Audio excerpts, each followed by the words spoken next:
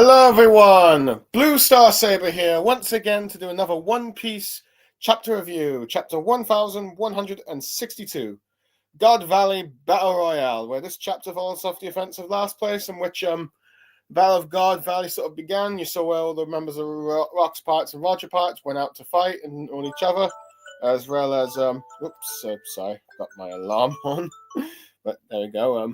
Forgot I had that on, but anyway, what was I higher? Well, God Valley, where you saw like Rock's Pirates, Roger Pirates, and Garp battling each other out. Where you saw the awesome, panel of Garp, scaring away free Yonko, if you will, and all that stuff, as well as how Dragon lost, I believe, Shamrock to one of the Gods Knights. So yeah, you had all that stuff, as well as Rayleigh coming to save Shaki from Saint Somers. So yeah.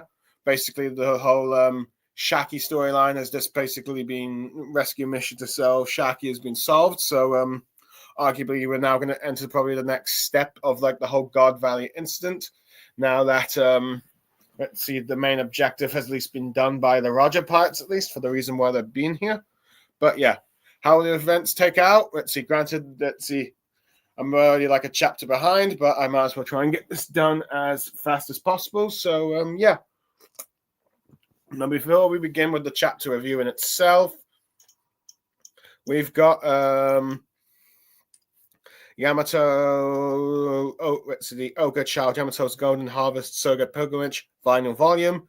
Dear Sir Luffy, Wano is once again at peace, where Yamato is just enjoying a bit of a snack with his or her significant club weapon, while Momonosuke is watching on while eating, as well as Kimimaro seeming paying attention to Uti, probably realizing that, wait, isn't this one of the Beast Pirates and all that? So it'll be very interesting to see how Kimimaro and Uti's relationship will develop, since they were on the opposing sides, and he would be like, do we really want this guy? Do we want this gal in the capital? But who knows? But basically, I think at this point, Uti is now Yamato's subordinate.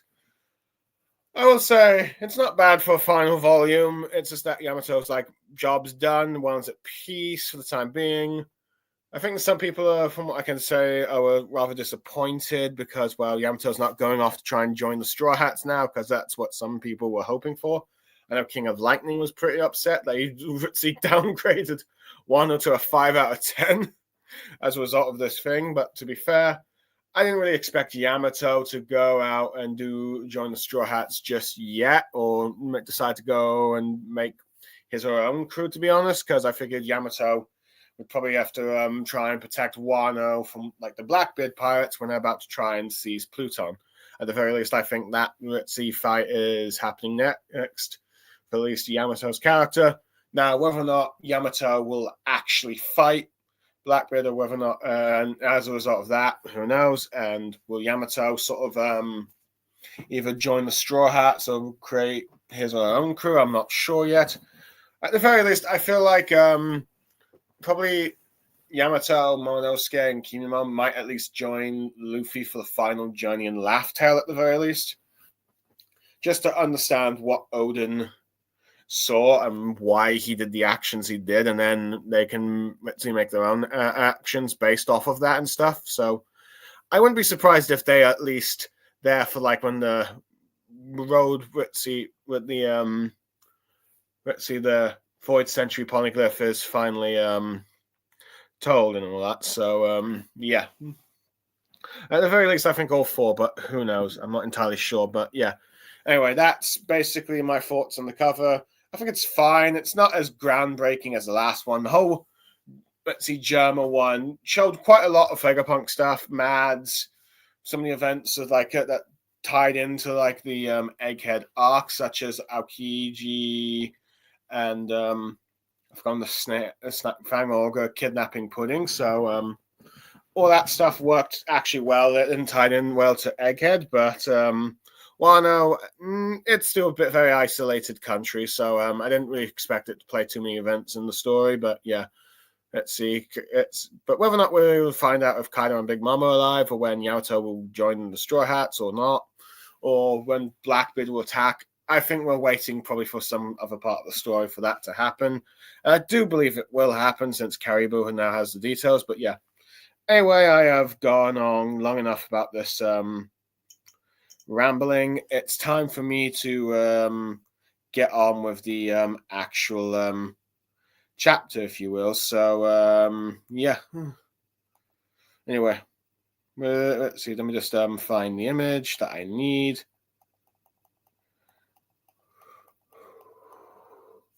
Oops, went back too far.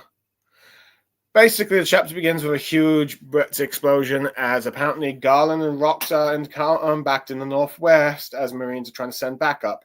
And we get this little map here of like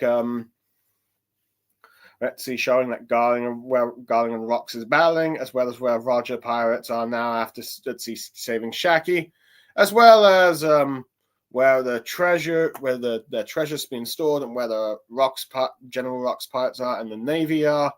As Roger saying that Rox is behind them, the Navy ahead, telling Rayleigh to get along as he will handle things here. As Rayleigh thanks Roger for helping out and all that. So hold on, let me just find the image. I knew I saved it.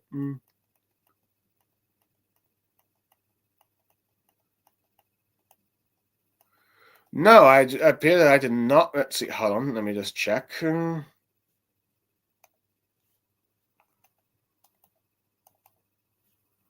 Let's see, downloads. Rayleigh.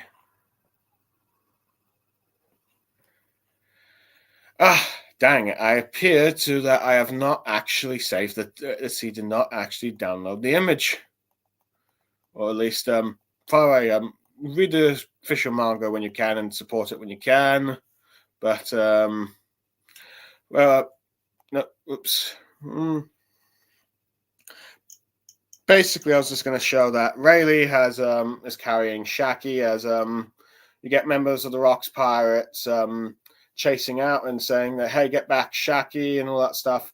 Some of them being very jealous and them trying to steal Shaki, but then you've got like I believe,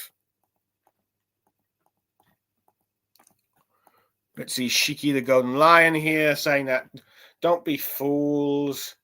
Let's see, get rough and you could possibly harm Shaki. So Shiki showing a bit of honor here by saying like the priority is keeping Shaki safe. Doesn't matter who, just make sure that she's not harmed. If you do attack, well, she'll get injured, if you will. So yeah, let's see. Best not to like let's see, have her harmed and all that. So yeah.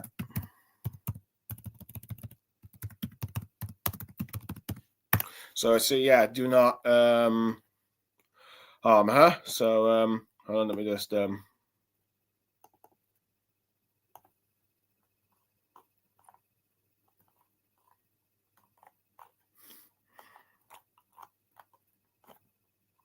hold on, just hold on a second. I just checking something.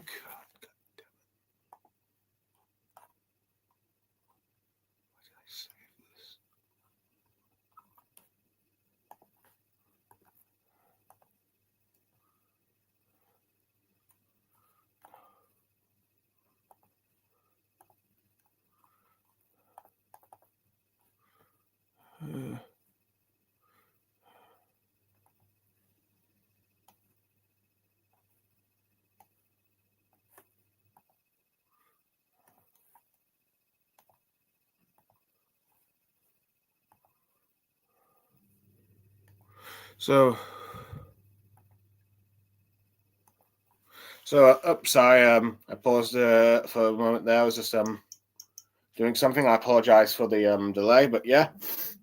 Hold on.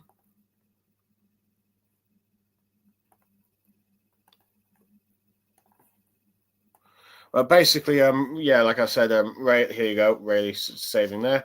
You got a bunch of the Rox pirates now saying that they should target the treasure and take everything but Shaki.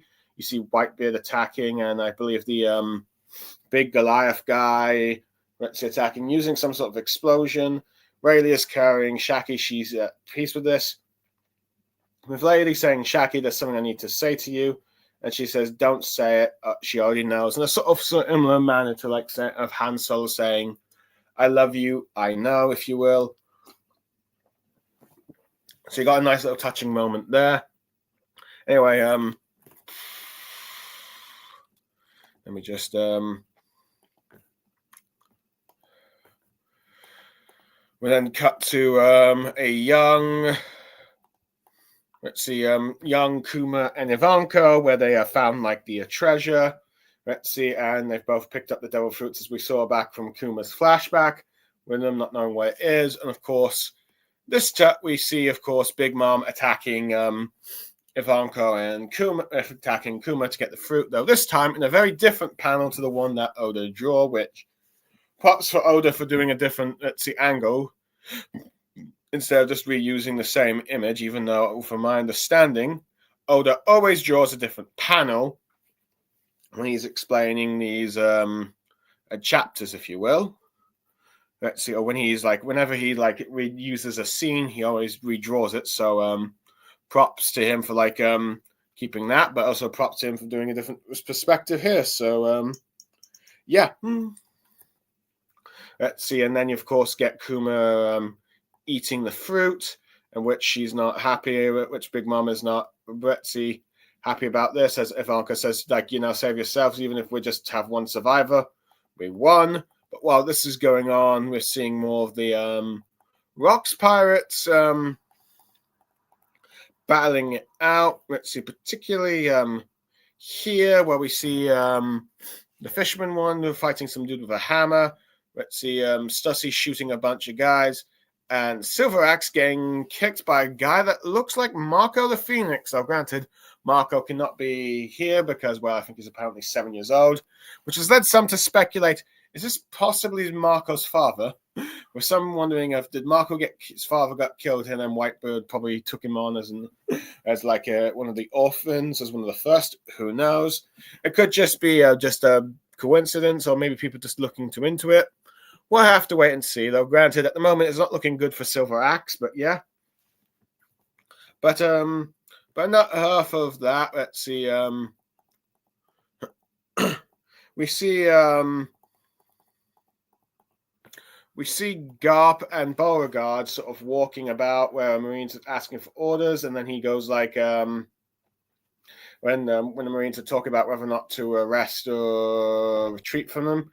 And Garp is now apparently contacting Sengoku, going like, do you know what's going on here and all that stuff? As, let's see, Garp here is witnessing the horrors of Guard Valley and all that stuff, seeing all these people dead, with Sengoku saying, there's one man who reported some rumors saying that he vanished from the Navy's ranks.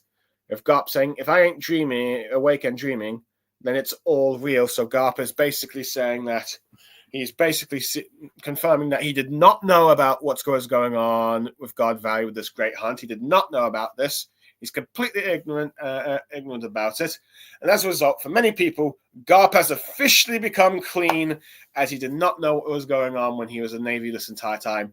Granted, there are those that say, why do you still stay afterwards? But we'll get on to that probably later. But yeah. Anyway, as all this chaos going on, another explosion is happening, and someone's shouting, "Are they immortal?" or something. With we see Eris here. Let's see Eris here telling Sebek to let him down. As we see, hold on, let me find it. Sebek is being chased by Saint Garling and other members of the Guards Knights, and a bunch of let's see, dummy reverse demons. Let's see, chasing them as he's carrying both Eris and his wife and his son Teach. As let's see, Sebek saying we just got to run. As someone saying come back here, Sebek. As he says that everyone who got chased down transformed like that. I'm wondering what the hell is that. Wondering if someone's powers.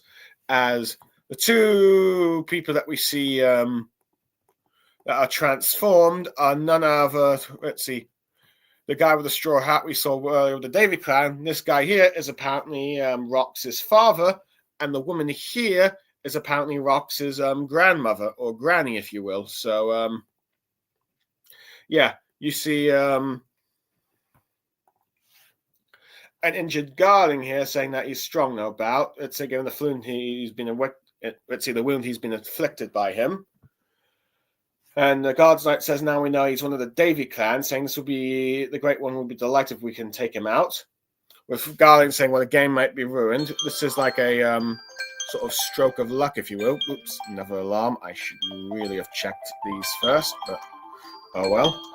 So you have that, and Rox is trying to run away with his wife saying Eris is telling him to let him down. Let's see, saying that you can't really fight them one-handed. And like, let's see, saying that everyone, with Rox saying, trying to warn her that everyone who's a part of the Davy name who gets caught, they'll suffer a fate worse than hell or death, if you will. And as you see, the two of them here arguing about it. So let's see, she understands that since she's been a part of the clan for a while now, and thinks about how all the members of the Davy clan here welcomed him here, and seeing how Rox's dad looks like this, as well as his grandmother like that, with Rox saying that he understands like the whole let's see, she understands the whole fate of the Davy clan, so tells him to let him down, and she says like, let's see, tries to protest, but Eris states that if I was a helpless woman that couldn't protect a single child,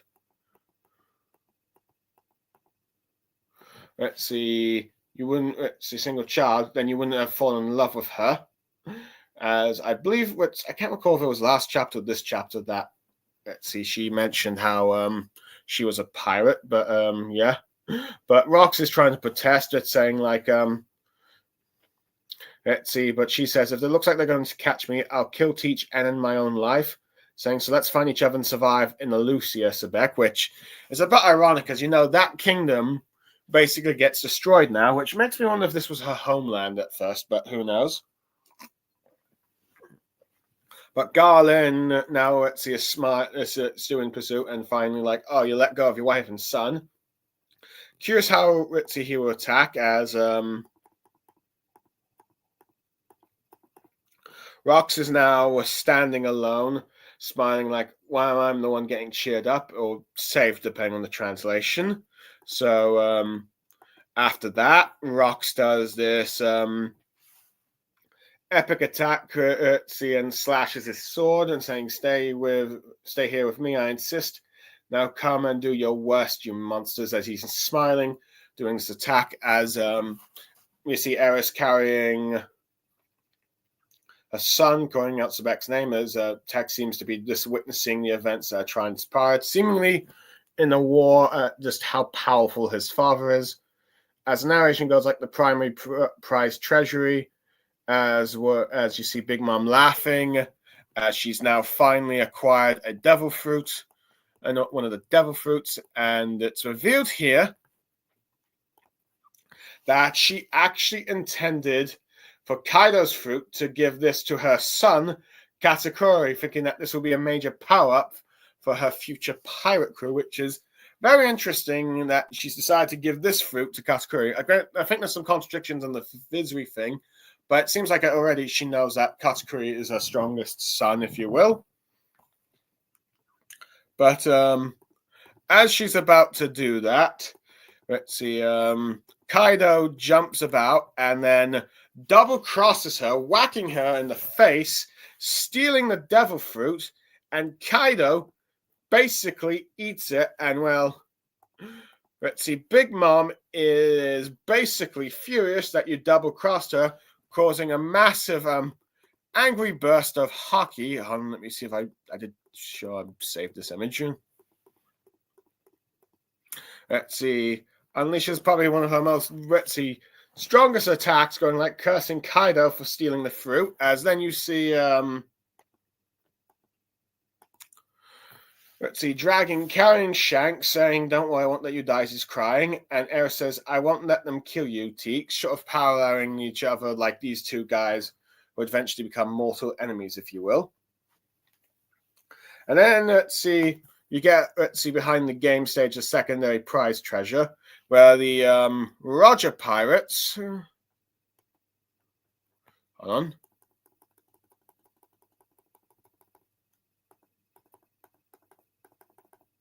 Whoops, I went a bit too far back. Whoops, no.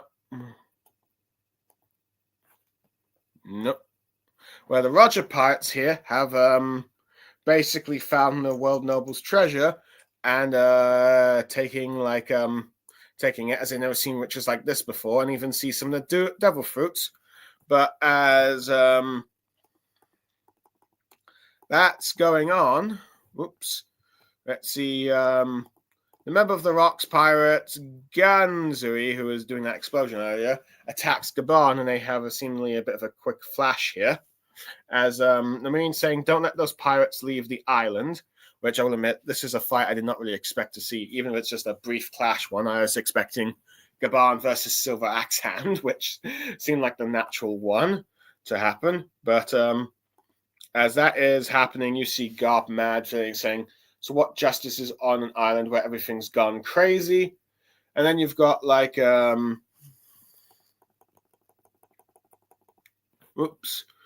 got a bunch of civilians that have been chained up at Guard Valley.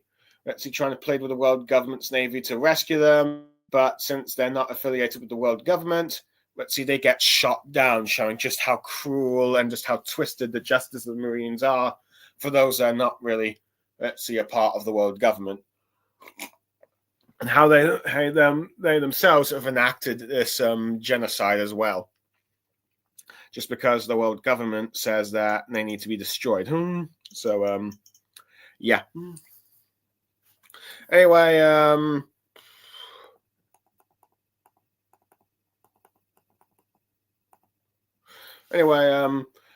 you get a little flashback of Kuma talk about save as many people as he can, and then you have Emu communicating with Saint Saturn and whether or not Rox is dead, saying he could not say, saying that this is so unexpected.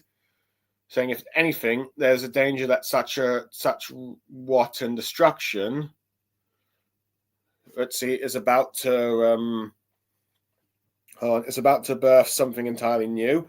As we see, hold on, let's see Kaido transforming for the first time into his dragon, as Marines are just shocked and all that stuff. As Emu says, that must not happen. And then we start seeing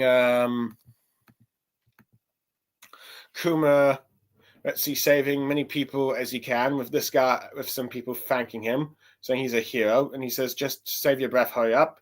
People praying to him, saying that anywhere is here, better is heaven and all that stuff. Seeing a man in a hat with seemingly his daughter, I'm assuming. A bunch of old people, or at least a man and his wife, I assume, talk about how they lost hope and thought they never survived, thanking them. A grandfather, I think a grandfather and his granddaughter, thanking. And it seemed to be a mother and her two daughters, which seems to be based off of the initial concept and ideas Blackbeard Oda had for like Blackbeard's family, which I think he didn't exactly had Eris figured out just yet. But apparently this was like Blackbeard's going to be Blackbeard's mother, and it was two daughters. Two sisters that apparently Ace was going to run into in his like cover story that was in the Lucia Kingdom, but seems like Oda changed his mind on that and arguably doing this now modern story, which let's see, probably in my guess, probably trying to make it a bit more tragic since with like Oda's standard what happens to mothers things, but yeah. You've got Kuma smiling and Ginny crying about this, and let me just go back. As you get then this massive blast of hockey as someone's thanking them, and then you've got like let me just go back a bit.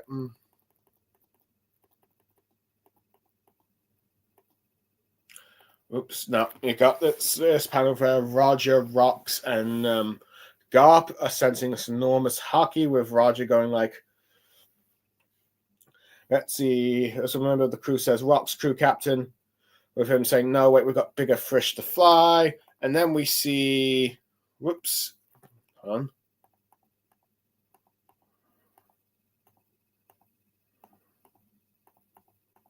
Oh, let me just, where is it? Let me find the image. No, I have it somewhere. Ah, here we are. We have Rox defeating St. Garland and the other Guards Knights, as well as those being possessed by demons, as he curses them for using his family against him, saying that this is going to be my end. Of course, I'll fight to kill. So it seems like Rox has been forced to kill his own relatives, and Garland has been taken down on the ground, cursing the fact that he has been defeated, or at least been injured at the very least, which, but yeah. And just as that is happening, let me just find it. Let me just find this image. There we go. Here we go. Let's see.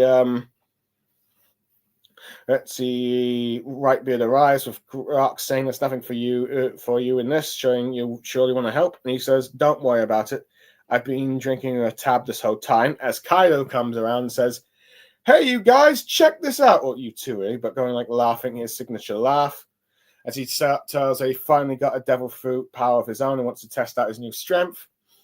With Rox going like, "Good for you. As far as I can tell, you're having the most fun out of anyone right now," laughing about it. With Whitebeard going like, "That's all well and good," but he asks what in the world is it that they are facing. And then we see... no,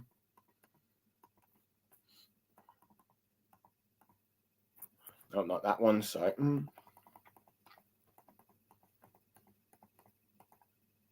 Let's see. Then we see Saint Saturn, who seems to be possessed by Emu, or Emu has, let's see, arrived on top of him and merged with him or something. Let's see. I'm assuming probably possession. And what they got, and they're going like, as part goes like, it's a monster. And then we see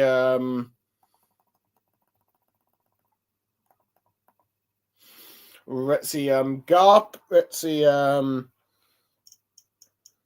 me just get out saying, I know I'm dreaming, going, what is off with this island? Roger saying, what a grand days of adventure we live in, and I still have so much to learn.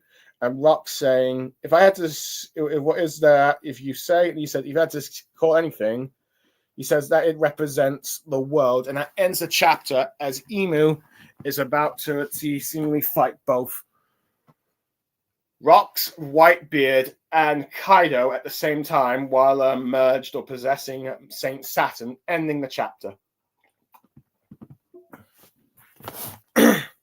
Anyway, now that part is over, my overall thoughts, which I'll admit this took a bit longer than I expected, but I guess this is what happens when I have trouble finding some images and not double checking that I have saved everything I did want to show and all that. But yeah, first of all,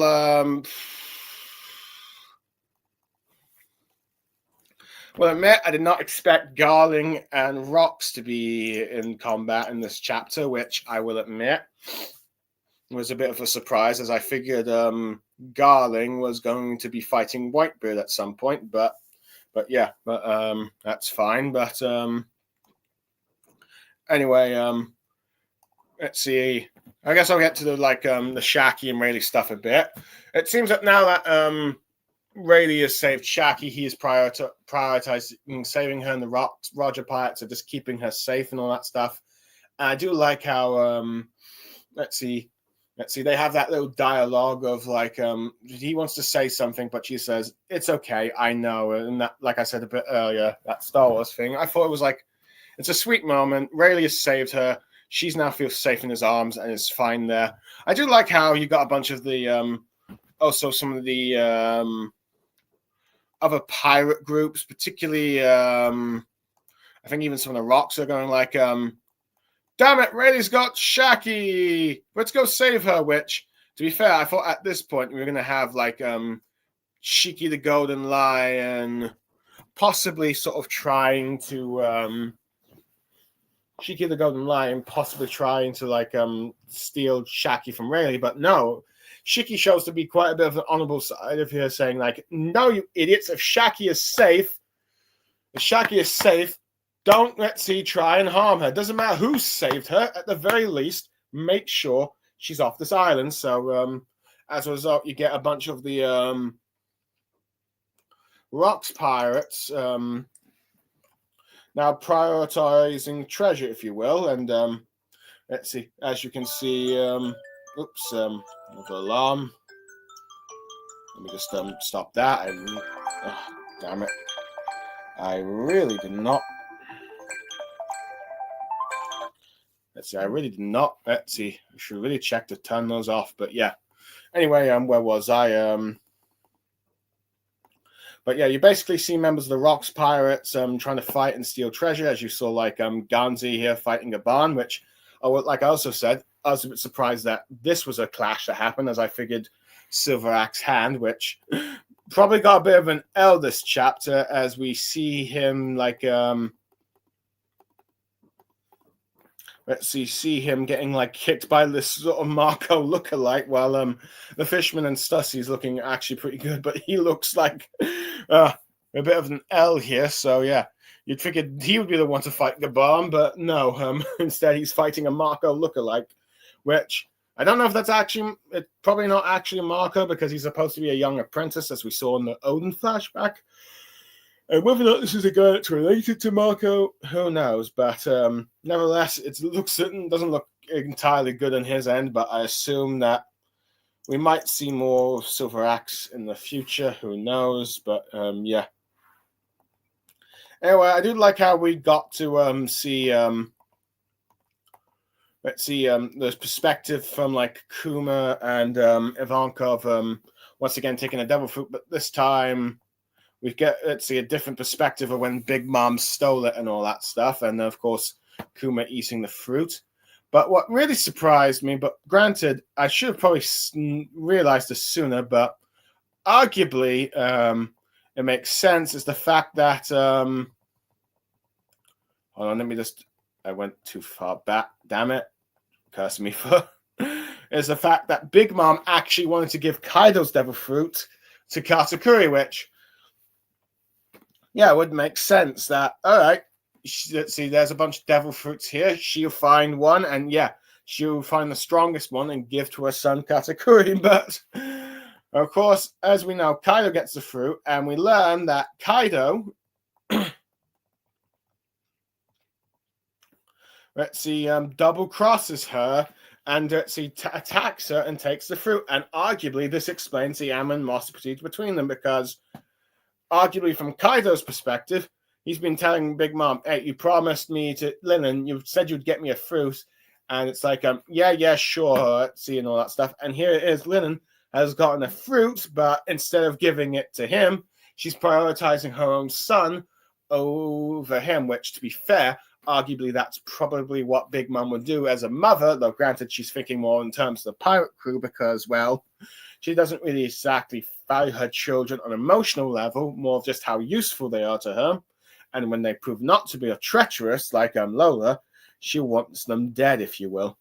But from let's see, so but yeah, from Kai's perspective, Big Mom's about to double cross her.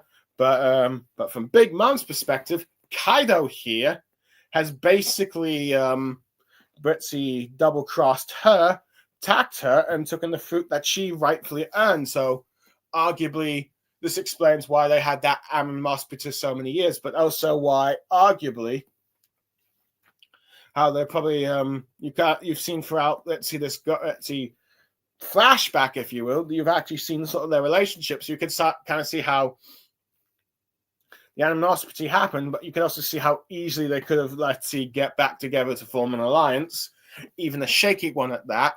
And why it seems like these two actually do seem to get along to some extent. But of course, Kaido, I do like how Kaido eats the fruit here. And apparently, I think some people have talked about how this sort of mouth-eating bit here looks very reminiscent of Oda's initial, like, silhouette of Kaido. So it's like Oda's probably doing a nod to that, as he didn't really fully do the design. But yeah. But you can see the animosity between the two and all that stuff. Big Mom mad. eventually leading to that hostility. But you can also see why Big Mom probably feels like, from her perspective, you owe me a life debt for that fruit because I found it and then you took it without my permission. So yeah, you can see why she was like, yeah. So it's like, for those who are saying Big Mom was foolish for giving Kaido that devil fruit in the first place, no, it's more of like an actual pirate thing happened of Kaido double-crossing Big Mom and then getting the devil fruit, which I will admit, I do love how Kaido is just enjoying and transforming for the first time with this devil fruit, which I will admit, I've seen some of the people that are more Kaido critical about him finding like the whole double cross thing to be quite a cool move, and then Kaido just having the time of his life transforming into that devil fruit. So yeah, you have that. Oh yeah, one thing that I would like to say that I enjoyed with this chapter is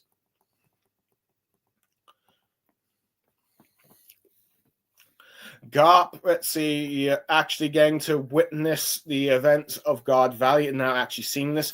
And this chapter, basically, for many people, has made Garp clean as one of the biggest criticisms that you probably see, or anti-Garp sentiments you had, is like, did he know about God Valley? If so, why was he a part of the Marines? How could he be only here for Roger if he knew what was going on? But turns out he didn't know what was going on. He had no idea what's going on. And this is his first time actually hearing this, and he is just not only shocked and outraged, but furious that this is going on and saying there's really no justice here. And the fact that this arguably clears him from like all that because he had no idea. He had absolutely no idea this genocide was going on. And this is he's clearly disgusted. Granted, this has probably put Senku in a bit of a negative light for some people because it seems to imply that he at least knew had some rumors, and he said that one Navy guy that reported this vanished. So it's like we learned that the world government would eliminate any Marine that reported this outside of those that are supposed to, that were tasked with keeping this hand, because I had to assume that for the most part, many of the Marines here either didn't mind what was going on or even supported it, or at the very least didn't question it and follow orders. But those who, like Dragon, probably ended up being wiped out. But yeah. But Garp is just, of course, we see, is absolutely furious that this is going on. So, yeah, you can see. So, frankly, Garp is not complacent in the world government's thing. And yes, I know some people are going to be like, oh, but why did Garp stay with the Marines after this? But I think this gives Garp this is a more nuanced thing as well. Garp has now witnessed the evil here. It's very likely that after this, hands down, he hated the world nobles, but this time he probably afterwards made sure that he would never become their subordinate. And it's very likely, for the next couple of decades, he tried to reform the Marines within and likely maybe founded Sword, which would be like the future of the Navy. So it's like, we know Garp refuses to help the Celestial Dragons whenever possible, refuses their orders, will not obey them, even when they're in danger, and is completely disgusted by their actions, but at the very least, he sticks with the Marines because he wants to, it seems like he's trying to do a long-term game of reforming of the Inn and future of the Navy to be a more ideal version of justice than what he thinks it should be, than whether what the world government makes it. Now, granted, whether or not you think that decision is right or wrong, who knows? But at the very least, but yeah, so you cannot say that he's complicit, in this genocide at least, because he had no idea. He mainly came here to face Roger at the very least. Granted, yes, you might question his decision to stay afterwards, but clearly he had no idea. So you cannot blame him for this. You cannot necessarily blame him for like letting this happen because he did not know it's happened. And for all we know, after the events of God Valley, it could be that the world government and the world nobles decide that it's, with all these infamous pirates about, it's too dangerous to leave world nobles doing their games in case they might get attacked again. So who knows? At the very least, with like God Valley, with all these pirates knowing about it, and then like some of these Marines knowing about it, the world government decide like, you know what? let's see, we can't do this anymore. We have to keep, let's see, we try to keep as much secret as possible, but if these lot find out, it could be possible the world finds out, and then that will cause a bit of problems, so they might have just stopped here. I don't know. As far as we're aware of, the Grand Hunt is not about, I'm not sure when the next one would be with the timeline here, but if it's going to happen anytime soon now, who knows? But had to guess, let's see, the World Nobles Sick Hunting Games basically ended after this, but I could be wrong, so who knows? Anyway, so at least about that. But anyway, I do like how Kuma. So you got all these people, like different group of people, which I've already described in before, thanking Kuma, who they're basically giving up on their lives, but they like he's a saver. But Kuma's like, let's see, just focus on escaping now. He's no hero. He arguably is, and he's done as much as he can here at this stage, and all these people he's saved. I assume they all probably are back in the Sobek Kingdom, since that's probably the only place that Kuma really knows, but who knows? At the very least, there's always at least a small victory in the fact that, of course, Kuma did eventually save 500 people, and it is a little nice that we actually got to see some of that and see how many people, some of these people saved while this chaos in the battle was going down. So, yeah, a few lives were saved at the very least, so there's that. Anyway, one thing I will admit, I do like seeing like the dynamic of Rox and Eris here as he's trying to save her and all that stuff, but of course Garling and let's see possessed members of his family, which we end up learning that this guy here with the straw hat is his father, and this woman here is his grandmother and all that stuff, which made some people wonder, like, could the Davy D. Jones be actually Joy Boy's real name, since this is also a straw hat and he seems to be associated with it and all that stuff? But we end up seeing that they ended up being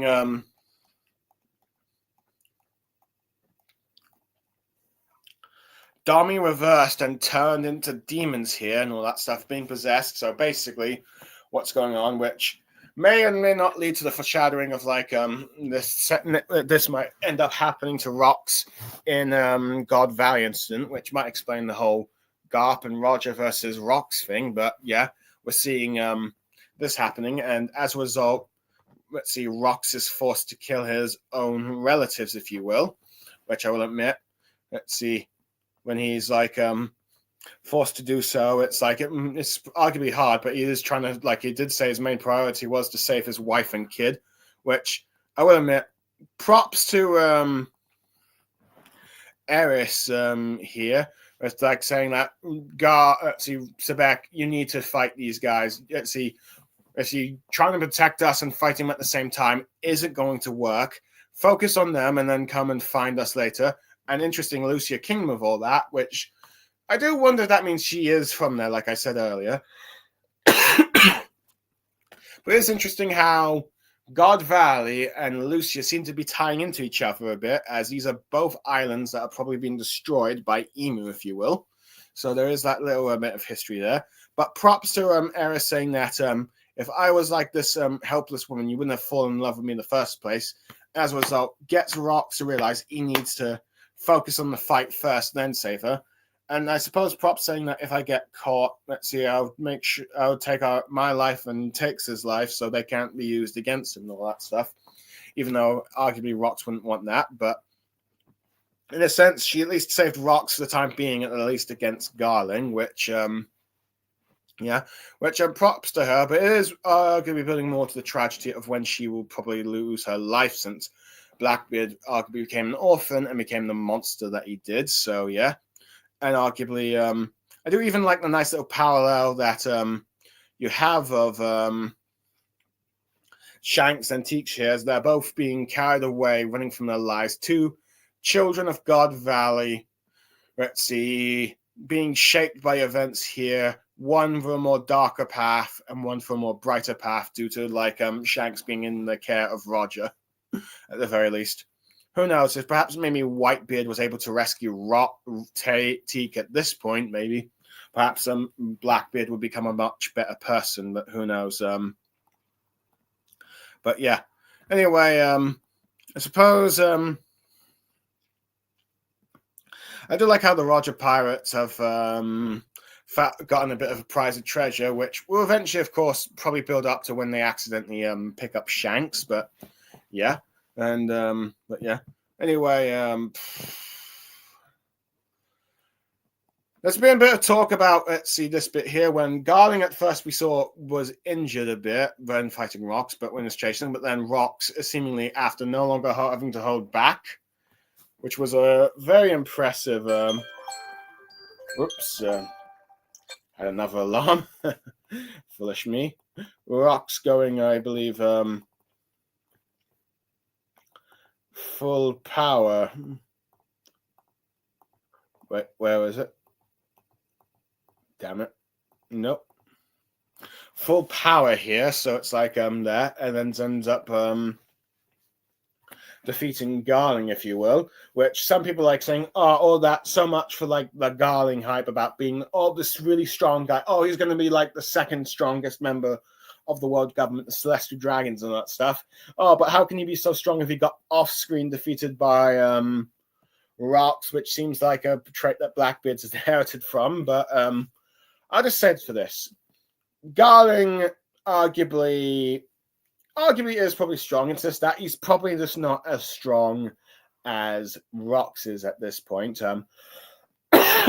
No doubt, Garling is probably going to be the strongest subordinate that Emu has, especially now he's been promoted to a 5 Elder, and probably gets all the perks and benefits with that.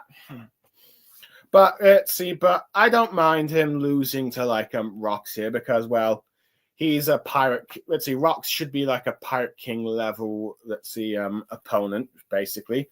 And Garling, we don't know how strong he is. He could be Admiral, it could be Yonko, but we do know that Garling, at the very least, is capable of defeating someone at Admiral level. So if he's on that level, or maybe he's just slightly above it, yeah, you can see him being beaten. But yeah. And also, I don't think that the Garling agenda is just yet over, because we do know that Whitebeard gets a scar at some point, and he comments about when looking at Shank's face. So it's likely that Garling gets eventually back up and is able to like inflict a piercing wound against Whitebeard. So yeah, don't count him out yet. And I think Oda is hyping up this guy. It's just that at the moment, Rox is just much stronger. And who knows, this might also be foreshadowing how eventually Blackbeard will defeat Shanks, as we assume that will happen. So there is that. Anyway, no, I will admit, I forgot to mention this a bit earlier with the whole Garp coming clean thing. Now, granted, while it is nice that, we know Garp had no idea about this, we still see that there are some Marines that will follow the orders of the world government and commit these genocide, even when people are pleading for help, and it's like, you're not part of the world government, showing that, yeah, there's still some, well, Garp was clean. There's still some like members of the Net Marines are still dirty. And arguably, probably why Garp stayed along to try and create as many Marines that would not do this sort of, horrible injustice, and instead question this and carry out actually proper, true justice. But yeah, but we're seeing that. We're seeing more about some of the civilians. Weren't just killed by world nobles, but by Marines, sort of like showing more of this genocide that is happening in this sick hunt. But oh yeah.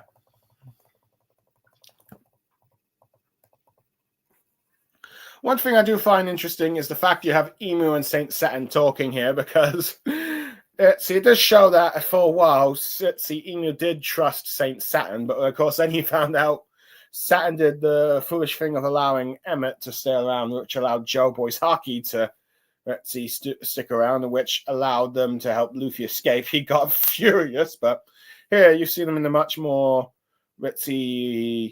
trusting sort of like situation of Emerson like, Saturn, report, and he's like the events are getting out of hand, my lord, and all that kind of thing. But yeah, which is interesting that you do have Saint Saturn here. My guess is Oda picked well, besides maybe before like Kuma's flashback, of course, to be like the antagonist of that.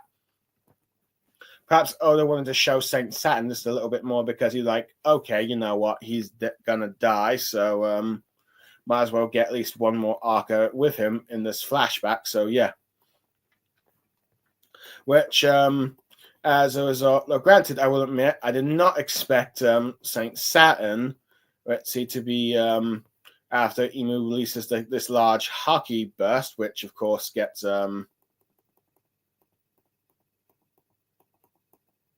was so powerful. They got Roger, Rox, and Garp to sense it. So it's like three protagonists, if you will, from each of the factions is sensing what's going on, if you will.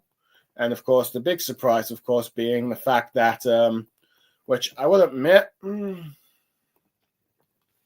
is Emu seemingly possessing Saturn, which everyone probably thought, oh, he was going to possess Gunko because, well, she was like the god's sword, if you will, but it seems like he could also do it to the Five Elders, which, who knows, which is wondering, like, why would... It led some to believe, or question, why does he have, like, Gunko in the first place as, like, the sword if he just does that with the Five Elders? Now, my guess is since the Five Elders normally don't really, go out and usually govern alongside Emu in the Holy Land, the God's Knights out here, Emu often uses like at least one of the Holy Knights to possess to do combat if need be. But if one of the Five Elders is here instead, he will possess them and like be ready for combat, which arguably isn't necessarily a bad thing. And this means we get to see like this cool panel of Emu possessing or transforming or whatever. Here was Saturn, and to make a sort of interesting monster thing, as you get this sort of like awesome moment of like this awesome panel here of Whitebeard, Kaido, and Rox ready to team up together and to fight him, which I will admit it is pretty cool that Whitebeard is coming to back up Rox with him going like, there's nothing for you to gain in this, but Whitebeard's like, I do owe you for like all the money I've put for all this like money I've put on your tab and all that stuff. Which I do wonder if Whitebeard's maybe figured out that Rox is trying to protect his family, and it's like the honorable white guy he is decides, you know what, I'm going to help you out. But also, even though if Whitebeard might not necessarily personally like his crewmates, it seems he at least is willing to help his captain at the very least, because Whitebeard is arguably the most honorable amongst these lot. I do like that Kaido's here because he wants to test out his fruit and he's having the fun of it. I do like how Rox is just like that saying, all right, let's see, you seem to be having fun here. So yeah, it is interesting because you'd think that the monster trio, at least for the Rox pirates, it would be Rox, Whitebeard, and Shiki, but it seems like Kaido is filling in the place. Granted, Kaido has just got the fruit and he thinks like, yes, I'm going to be strongest. It seems like he's been like a fruit obsessed here, but I do think he's probably going to get humbled a bit here because, well, as Kaido later down the line states, Haki is the burst of power that you get. And, but no, it seems like he has not yet learned that lesson. So it seems like he might learn that lesson here. He's got the fruit, but now he needs to realize, oh, I need the Haki. But yeah, but I do like that the fact that you got these three working together, ready to take on the Emu Saturn, and let's see, who knows, maybe Garling joins in later, and these two get taken out the fight. At least that's... I'm not going to say what happens in the next chapter, because I don't want to spoil it for this review, but yeah. But I do like the fact that you've got the three of them teaming up here, but arguably you're probably going to get Garp and Roger coming along the lines, as Rox is saying that this is the world, which makes people think, like, whenever the world has been mentioned of, like, destroy the world, take over the world thing, let's see, be it with the Blackbeard Pirates or Loki, you're wondering if maybe they're referring to Emu itself here, if Rox is describing it as the world. But let's see, with Roger and Garp here, arguably they are probably about to join this fight, and maybe this will lead to the events of like whether or not these three will fight together, or Emu manages to possess Rox before that, and then these two have to fight let's see, Rox, let's see, it's very like the events that are being taken out, being described by Sengoku are about to take out, and arguably it's hype with all these figures about to battle like arguably the final boss of the series. So yeah, arguably it's hype. Now, if I had to give my overall score for this chapter, perfect 10 out of 10. This chapter is hype. You finally got the explanation why Big Mom and Kaido have the animosity to each other, one double crossing over like the devil fruit that Kaido ate when Big Mom was going to try and give it to Katakuri instead. But Garp witnessing the events of God Valley, proving that he did not know about this initially. Let's see, Rocks, having to force to fight his family and defeating Garling, and also Eris being like a very strong and caring wife and mother, if you will. Seeing that. Rayleigh and Shaki being saved. Seeing which pirates change their priorities once Shaki was safe. And of course, Imu coming in, ready to fight Whitebeard, Rocks, and Kaido.